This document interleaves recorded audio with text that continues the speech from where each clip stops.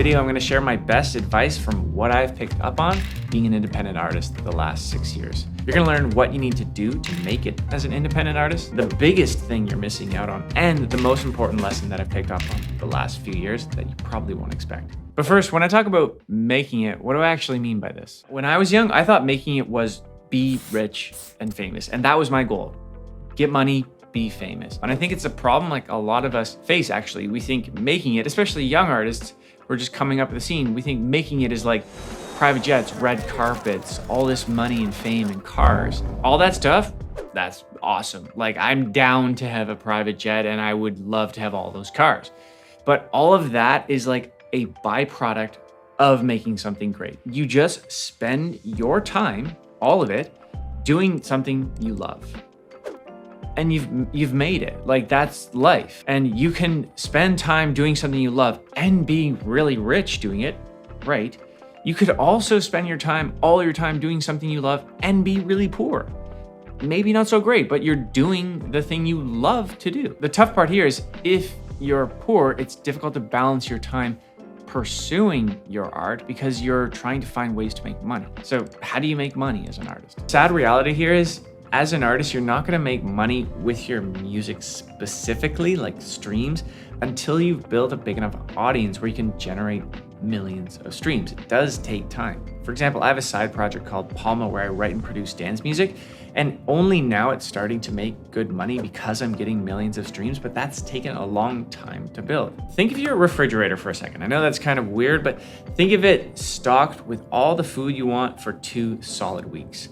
It relieves some kind of pressure, right? Knowing that you're set for 2 weeks so you can go and focus on some other things. We need this full refrigerator to be our bank account so we can actually have the time to go and pursue our artist career. So how do we keep our bank account stocked up? The best thing to ask yourself here is there something that you can do today that can make money using your music skills, ideally? Not something you have to go and learn to do to make money, but something you can do today. What is that for you? Can you teach? Can you write? Can you produce? Can you mix? Can you play guitar? Can you sing? All of these skills can be outsourced today to make money. You can look at sites like Fiverr or SoundBetter. SoundBetter is a little bit difficult to get on and make a bit of a reputation, but just look up at your local classifieds too. People are wanting singers, guitarists, music teachers.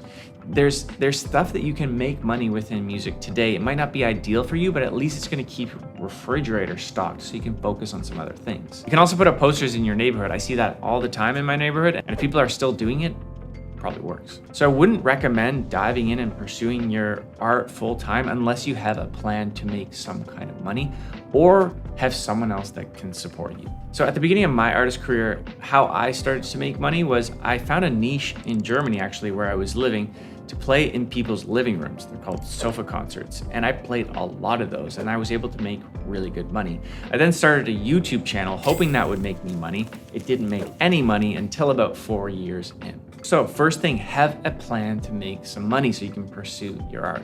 Now, what's the biggest thing you're probably missing as an independent artist? In front of me are 8 cups. Each cup represents different things you need to take care of.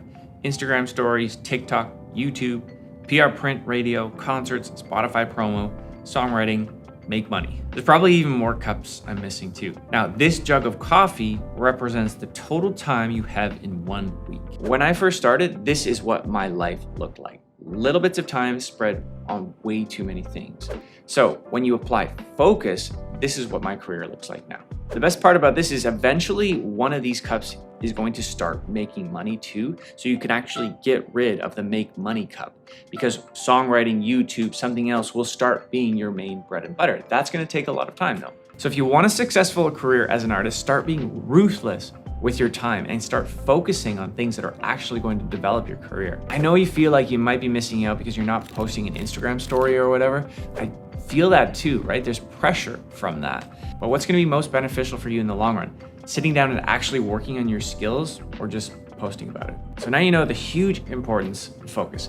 Now I want to share the most important 6-year lesson that I've learned so far. Let's bring back the cups for a second here, because you may have already asked yourself, like, aren't all of those cups still important? And you'd be right. Yes, they are important things to do. You do have to do them.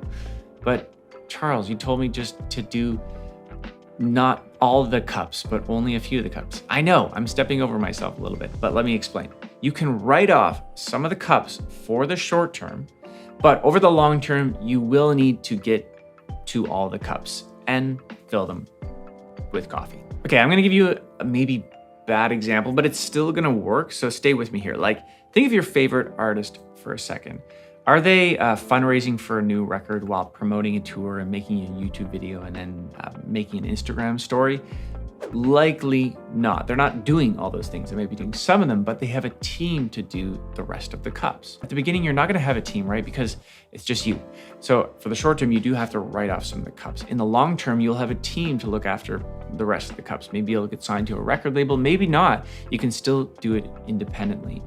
Either way, where you're at right now, let's say as an independent artist, just yourself, what you can focus on is building your network, which you can do for free. Some of my biggest opportunities in music have just come from my network, meeting people and getting out there. Some of the best connections I've ever made was actually at open mics. And I know like open mics can be a bit cringy sometimes.